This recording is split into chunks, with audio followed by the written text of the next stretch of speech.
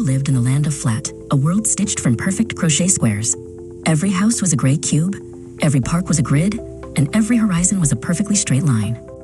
Milo always wore his favorite bright orange crochet hat, a small splash of color in a world of rigid gray rules and right angles. In school, Milo's teacher, Mr. Euclid, pointed to two blue yarn lines on the board.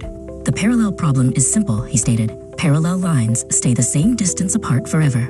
They are like shy friends who walk side by side but never meet. Milo adjusted his orange hat, wondering if the lines ever got tired of being so perfectly apart. One afternoon, seeking adventure, Milo climbed into Grandma Skeena's attic. Tucked inside a velvet-lined box was a shimmering silver crochet hook. It had a sharp, elegant curve at the tip and hummed with a strange, vibrating energy. As Milo picked up the silver hook, a spark of curiosity danced in his eyes. Milo began to stitch a new square with gray yarn, but the silver hook had its own ideas. It added extra stitches where they shouldn't be.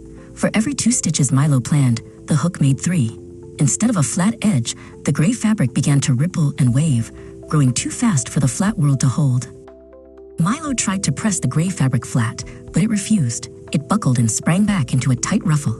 No matter how hard he pushed, the yarn insisted on having more room. He had created a saddle, a shape with negative curvature that curved up and down at the same time. Suddenly, the silver hook tugged, pulling Milo into a swirl of light. Milo found himself standing in the hyperbolic reef, a vibrant wilderness made entirely of yarn.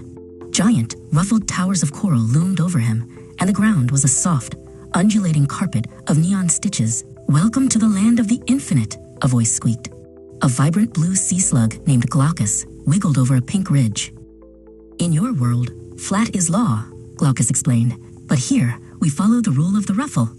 Milo tried to stretch a piece of red yarn across a deep ruffle to make a bridge, but it was impossible. The red yarn dipped into valleys and climbed over peaks. No matter how he pulled, the red yarn couldn't stay straight. The geometry of the reef simply wouldn't allow it. "Try a geodesic," Glaucus suggested. Milo laid a piece of green yarn so it followed the most direct path along the ruffles. It looked like a winding mountain road, but on this curved surface, it was perfectly straight. He realized that straight meant something very different in a world that wasn't flat.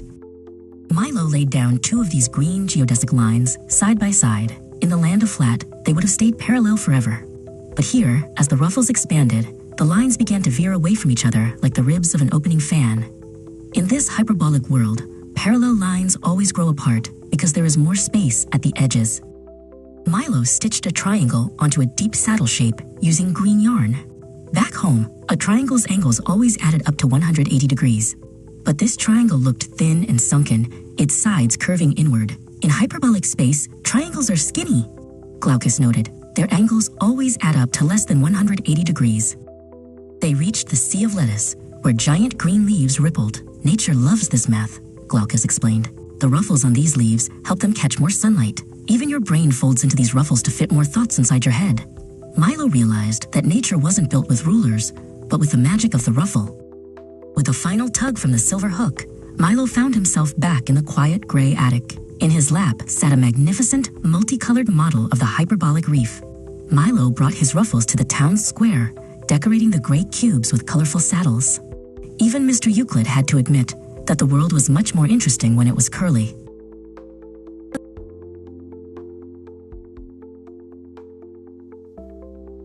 Thank you for listening.